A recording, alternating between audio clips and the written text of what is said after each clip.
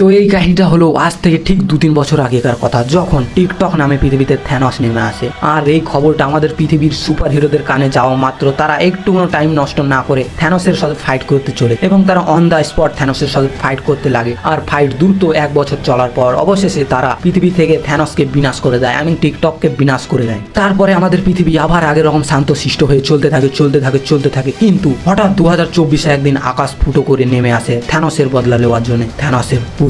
আর থ্যানসের পুত্র পৃথিবীতে আসা মাত্র এমন একটা ভাইরাস ছেড়ে দেয়, যেই ভাইরাসটার নাম হলো ইনস্টাগ্রাম রিল। আর সেই ভাইরাসটা মানুষকে খুব তাড়াতাড়ি আক্রান্ত করে দিচ্ছে। আর এতে হাজার হাজার লক্ষ লক্ষ লোক আক্রান্ত হয়ে গেছিল, ছোট থেকে বড়, বুড়ো থেকে বাচ্চা, সবাই এর মধ্যে আক্রান্ত হয়ে গেছিল। এই সমস্যা নিয়ে আমি যখন গেলাম সুপার হিরোদের কাছে আবার সাহায্য চাইতে, তখন সুপার হিরোরা আমার মুখের উপরে দরজা লাগিয়ে ওরা নিজের কাজে চলে গেল। ফ্ল্যাশ চলে গেল তার মাকে নিয়ে সুইজারল্যান্ড, শক্তিমান চলে গেল নিউ ইয়র্ক ঘুরতে, আয়রন ম্যান চলে গেছে চাঁদে। অবশেষে আমি একটা সিদ্ধান্ত নিই, এবার তোমাদেরকে বাঁচানোর দায়িত্ব আমার। আর আমি দেরি না করে দ্রুত নেমে যাই থ্যানসের পুত্রের সাথে ফাইট করতে। এবার আগে যা হবে তোমরা সেটা দেখতে পাবে, চলো অন দ্য স্ক্রিন। তো হ্যালো বাবু সোনারা, কেমন আছো? তো দেরি না করে চলো আজকের ভিডিওটা শুরু করি। আজকের ভিডিওটা কিসের উপরে হবে তোমরা তো স্টোরি শুনে বুঝতেই পেরে গেছো। তো চলো ভিডিওটা শুরু করি। তুই কষ্ট দিবি আর আমি কষ্ট পাবো? সরি মেরে জান, তোর ভালোবাসার মাইরে সালাম। আরে বোন, তোর এখন খিচুড়ি স্কুলে যাওয়ার বয়স, ভালোবাসার মাকে সেলাম করার নয়। দেখো বন্ধুরা, এইসব মেয়েরাই এখন পড়াশোনা না করে রিলস বানাচ্ছে। বড় হয়ে এরাই ঘুষ দিয়ে সরকারি চাকরি নেবে আর আধার কার্ড কি প্যান কার্ড কি ভোটার কার্ডে নাম করবে বাবলুকে বালবুলু, পদ্মা রানীকে পদ্মা রানী। এটা কি সহ্য করা যায়? আমি এই মেয়েটার মা বাবা বা যেই হোক ভিডিওটা যদি দেখছো, তোমাদের কাছে হাত জোড় করে রিকোয়েস্ট করছি, এর হাত থেকে মোবাইলটা নিয়ে নাও আর কালকে থেকে এর হাতে কেটলি ধরিয়ে একে খিচুড়ি স্কুলে পাঠাও। বলেন কি? নেক্সট।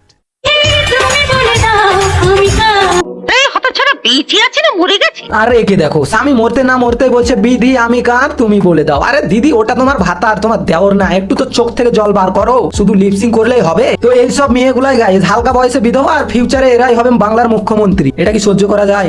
নেক্সট।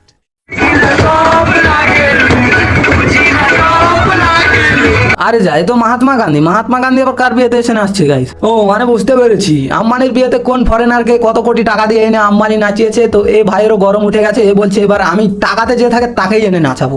ওরে ডাইরেক্ট গান্ধীজিকে নিয়ে এনেছে এবং তার টাক নড়ানো করাচ্ছে। তাহলে তো আমার বিয়েতে মাদার টেরিসা এসে মেনকা মাথায় দিল, ঘুমটা কানে না নাচলে আমি তো বিয়েই করবো না। বাবা, আমার বিয়েতে যেন মাদার টেরিসাকে নিমন্ত্রণ করিয়ে আসিও অবশ্যই। কিন্তু তার আগে বলো, তোমাদের মধ্যে থেকে পূজাকে কে চেনে? পূজাকে যদি তোমরা চেনে থাকো তাহলে এই ভিডিওটা ওকে অবশ্যই শেয়ার করো।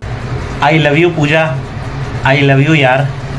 নইলে আমার বন্ধু সুসাইড করে নেবে পূজার জন্য। নেক্সট।